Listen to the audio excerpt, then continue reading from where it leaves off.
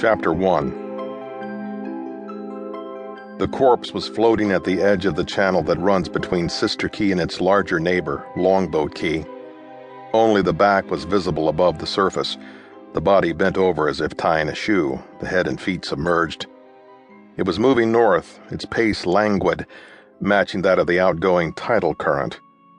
Carl Motes was out early that Saturday morning, cruising at first light toward the Coast Guard station in Cortez.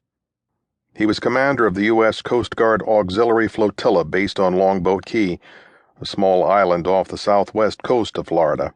He planned to meet his crew, have breakfast in the station mess, and head out for a safety patrol on Sarasota Bay.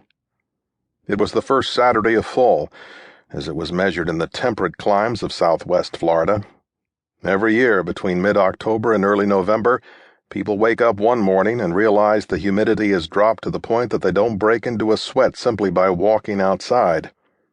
Autumn has finally come to the peninsula, several weeks after the calendar suggested that summer had ended. The temperature will drop some more in the coming weeks into the 60s and 70s.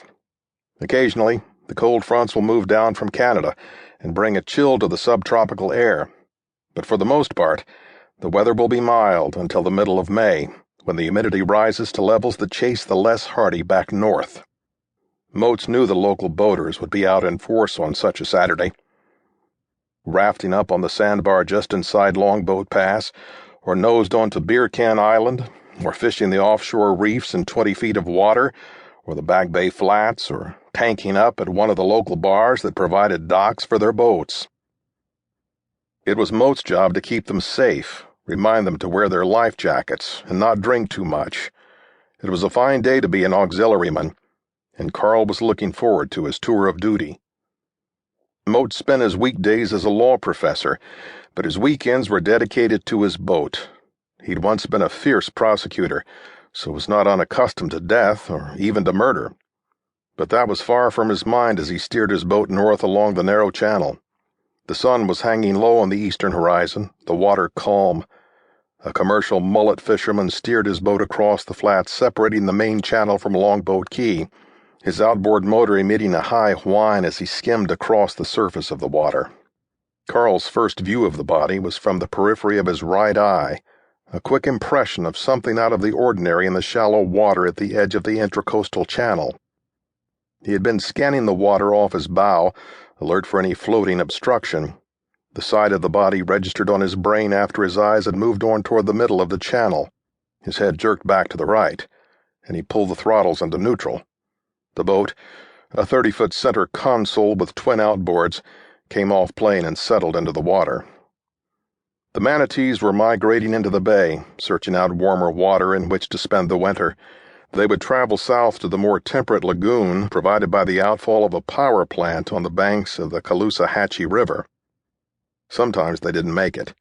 They became victims of boat propellers or waited too long in the cold waters of the Gulf of Mexico and died from injuries or pneumonia. Mote sighed and eased his boat toward the carcass, saddened by another death of a gentle creature threatened with extinction. He'd get a line on the body to secure it in place and call the dispatcher at the Cortez Coast Guard station to deal with removing it. Carl watched his depth sounder as he moved toward the body, careful of the bottom rising as he neared the edge of the channel. The carcass was coming into focus. It was small for a manatee, probably a baby, Carl decided. He was about 10 feet from the body when a commercial fishing boat lumbered down the channel behind him. Carl felt his boat rise as the wake crossed under it, and watched as the wave continued, rolling over the body and turning it so that a face emerged briefly from the water. This was no manatee. It was the body of a human. A woman, probably.